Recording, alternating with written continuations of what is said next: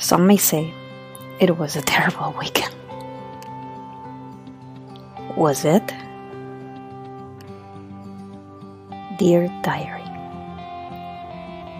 this weekend was special in a very special way. It really tested the mindfulness that I have been practicing for many years. We plan to go on a climbing trip with the kids. We usually sleep indoors, but I have been pushing for many years to take them camping. My parents took me camping when I was only 3 months old, so at 1.5 and 3.5 years old, I was long overdue for my kids to have this experience. But things didn't go as expected. It was colder than it had been during the previous week. We weren't fully prepared for the cold weather. My air mattress had a hole, so my little one and I ended up sleeping on a cold floor on the first night. We got lost trying to find the climbing area we wanted to climb at. The weather got wetter as hours and days passed, and the kids got tired and cranky. And we couldn't get a table at our favorite restaurant after a long and exhausting day outdoors. But I got home excited about the adventure. Imagine that a group of friends plan a trip to see all the outdoor highlights in New York City.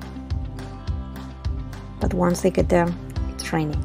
So instead, they tour the best museums in the city and attend a Broadway show.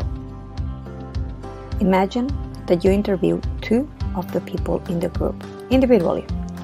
Friend number 1 may tell you how their weekend was totally ruined by the rain because they couldn't follow the plans they had. On the other hand, friend number 2 may say that they had an amazing weekend.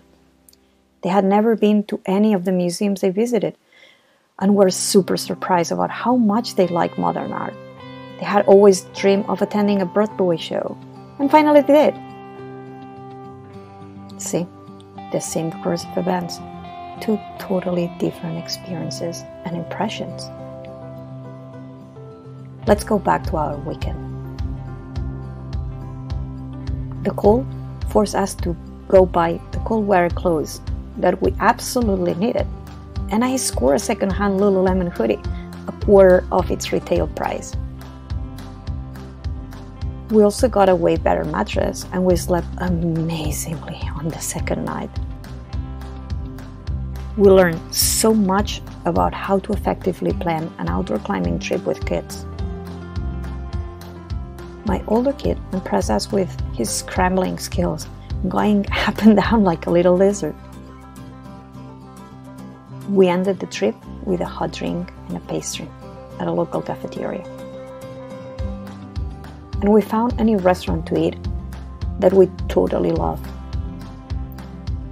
I still remember that not that long ago, I was friend number 1. And because things never go as planned, I was always disappointed.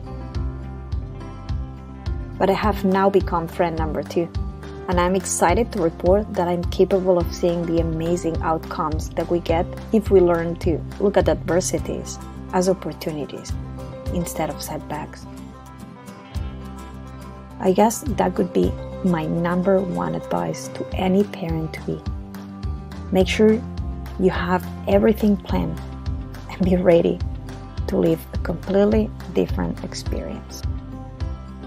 At least this way, you can live the experience twice, once in your head, once on all your senses and heart.